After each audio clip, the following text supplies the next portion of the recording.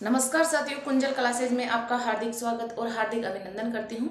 तो आज हमारा जो इम्पोर्टेंट टॉपिक रहने वाला है कि एक रीट उम्मीदवार उसकी दिनचर्या क्या रहती है ना। तो आपको उसकी दिनचर्या फॉलो करनी है एक सफल रीट उम्मीदवार की, कि कैसे वो सफल बना रीट में, है ना। उसी के नियमों को मैं फॉलो करूँगा या करूँगी तो मैं भी सफल हो सकता हूँ, है ना। तो आपको उन नियमों को फॉलो करना है, इसलिए आपको ध्यानपूर्वक सुनना है।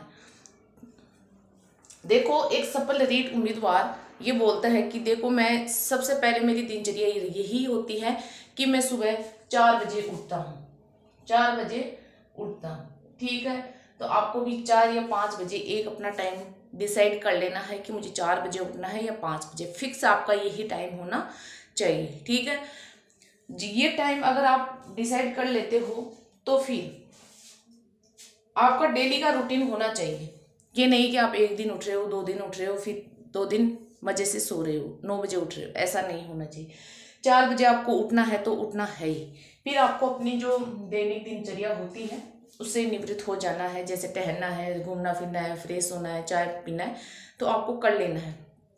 फिर आपको जो आपका फेवरेट सब्जेक्ट है, मैं तो सबसे पहले आपको यही सजेस्टेड करूंगी कि आपको सबसे पहले फ्री माइंड आपको साइकोलॉजी पढ़नी चाहिए। साइकोलॉजी अगर आप पढ़ते हो सुबह सुबह तो आपको बहुत अच्छी तरीके से वो याद होती है, क्योंकि साइकोलॉजी एक ऐसा सब्जेक्ट है, अगर वो माइंड में एक बार घुस जाता है तो फिर वो बाहर निकलने का नाम नहीं लेता है।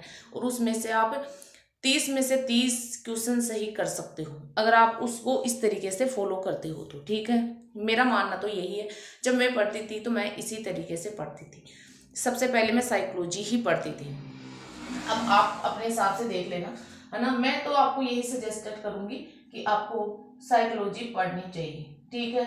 सुबह सुबह 1 से 2 घंटे तक साइकोलॉजी पढ़नी चाहिए, ठीक है।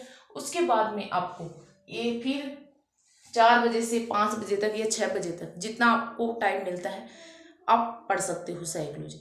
उसके बाद में आपको थोड़ा बहुत आप अपने घर का काम कर लीजिए। जो गृहिणी है, महिलाएं हैं, जो शादीशुदा है, जिनके बच्चे हैं, तो अपने बच्चों को स्कूल वगैरह भेजती है, खाना वाना टिफिन तैयार करती है ना, और अपने घर का काम करती है ना। तो वो अपने काम कर सकती है 1-2 घंटे तक, है ना। फिर आप मतलब कि 8 बजे आप फ्री हो जाते हो तो 8 से 9 या 10 तक आप 1 से 2 घंटे आप जीके पढ़ सकते हो। जीके पढ़ सकते हो, है ना। आप राजस्थान जीके का बहुत बड़ा एरिया रहता है आपके, मतलब कि चाहे फर्स्ट ग्रेड हो, चाहे सेकंड ग्रेड हो, चाहे रीट मेंस हो, उसमें आपका जो राजस्थान जीके होता है उसका बहुत बड़ा वो होता है रोल, है ना। तो आप 1-2 घंटे जीके पढ़ सकते हो।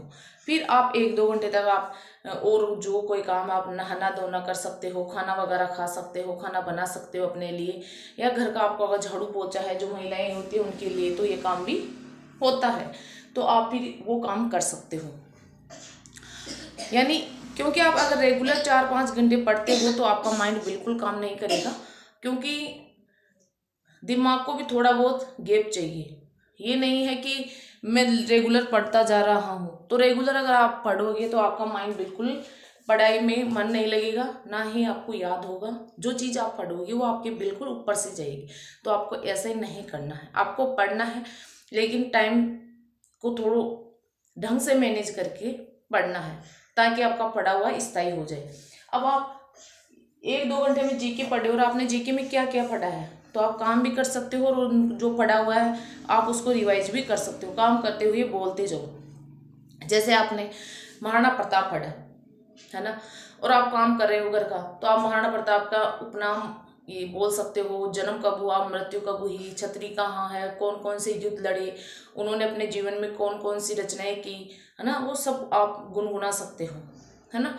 तो ये एक पढ़ने का एक बेस्ट तरीका होता है। फिर आप थोड़ा बहुत 2-3 घंटे आप अपने घर का काम कर लिए, फिर आप दोपहर हो जाती है तो दोपहर में आप फिर आप 1-2 घंटे तक आप जैसे करंट जी के हुआ, आपका करंट जी के हुआ, और आपका अदर सब्जेक्ट है आपके पास, जैसे इंडिया जी के है, पॉलिटिकल साइंस है और इंडिया ज्योग्राफी है, वो आप पढ़ सकते हो, ठीक है। फिर शाम हो जाती है, ऐसे करते करते तो शाम का आप खाना वाना बना लो, आपकी जो गाय भैंस है उनका दूध वूध निकालो, चाय पानी पी लो, और भी कोई काम है तो आप कर सकते हो। आप कर लो, 2-3 घंटे तक आप अपना काम कर लो, फिर आपकी रात हो जाती है। तो फिर रात को आपको क्या करना है, जो आपका सब्जेक्ट क्या है, सब्जेक्ट क्या है, तो आपको सब्जेक्ट को देना है। रात में ही आपको सब्जेक्ट तैयार करना है। किसी के पास संस्कृत है, किसी के पास इंग्लिश है, किसी के पास एसएसटी है, किसी के पास हिंदी, जो भी साइंस में जो भी आपका जो सब्जेक्ट है, तो आपको रात में उसको तैयार करना है। रात में आप उसको 1 से 2 घंटे आराम से दे सकते हो। अगर आप इस नियमों को फॉलो करते हो तो मैं पक्का आपको यह वादा करती हूँ कि आप ज़्यादा नहीं तो आप 90% अपने सिलेक्शन के करीब पहुँच जाते हो, अगर आप इस तरीके से फॉलो करते हो। अब आप ये नहीं होना चाहिए कि हाँ आप 10-15 दिन तक शादी है आपके रिलेशन में तो आप वहाँ गायब हैं, आपके परिवार में शादी है तो 10-15 दिन तक मस्ती कर रहे हैं, ऐसा नहीं होना चाहिए।